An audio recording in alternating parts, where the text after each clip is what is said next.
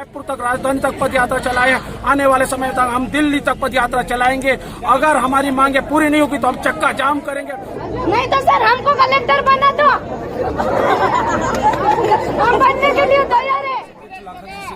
आज छत्तीसगढ़ का जो स्थिति बहुत दयनीय स्थिति, इस स्थितियों को देखते हुए 15 साल यहाँ बीजेपी की सरकार रही, अभी कांग्रेस की वर्तमान में सरकार है, लेकिन ये सरकारों ने कभी भी यहाँ छत्तीसगढ़ के मूल निवासियों का सूद नहीं लिया। ये बड़ी दुर्भाग्य के बात है। आज भी हमारे जमीनों के नीचे काला हीरा मिलता है। हमारे जमीनों के नीचे आज में देखो देवभोग, यहाँ गरियाबंद, बस्तर में देखने को मिलता है। हमारे जमीनों के नीचे इतने 45 प्रकार के खनिज, लेकिन उस खनिज का उपभोग हम नहीं कर पा रहे हैं। पूरे देश के विदेश के व्यापारी लोग कर रहे हैं। इसके खिलाफ हमारी गोंडवाना गणतंत्र पार्टी छत्तीसगढ़ पूरे भारत में लड़ रही है। आज उसी तर्ज पर पेशा कानून 24 दिसंबर को बनाया गया था, लेकिन उस कानून का सही ढंग से पालन नहीं हो रहा। उसे पालन करवाने के लिए अनुसूचित क्षेत्रों में वहां का जो रॉयल्टी अधिकार, जो 20% उस अधिकार को भी हम लोगों को नहीं मिल रहा है। इसकी लड़ाई के लड़ने के लिए, यहाँ के मूलवासियों की लड़ाई को लड़ने के लिए गोंडवाना गणतंत्र पार्टी पहले भी खड़ी थी, अब भी खड़ी है। अब रोड पे लड़ाई चल रही है। आने वाले समय में हम तो रायपुर तक, राजधानी तक पद यात्रा चलाए हैं। आने वाले समय तक हम दिल्ली तक पद यात्रा चलाएंगे।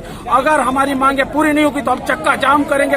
हर जिलों में चक्का जाम करेंगे, हर ब्लॉकों में चक्का जाम करेंगे। राजधानी को पूरा ब्लॉकेज कर देंगे और रायपुर बंद, छत्तीसगढ़ बंद का नारा लगाकर पूरे राज्य में हम आंदोलन करेंगे। इस आंदोलन को यहाँ से शुरुआत होगी, आगे तक भी जाएगी। आज हम देख रहे हैं यहाँ के कर्मचारी संघ है, उनको भी सही उनका अधिकार नहीं मिल रहा है। यहाँ लोगों को आपस में बांट दिया जा रहा है, समाजों को आपस में बांट दिया जा रहा है। ये जो बीजेपी सरकार, कांग्रेस सरकार नीतियां, इनकी नीतियों के खिलाफ है। मैं लाखन सिंह सिद्धार्थ गोंडवाना युवा मोर्चा कार्यकारिणी का प्रदेश अध्यक्ष हूँ। आने वाले समय में बहुत उग्र आंदोलन होगा।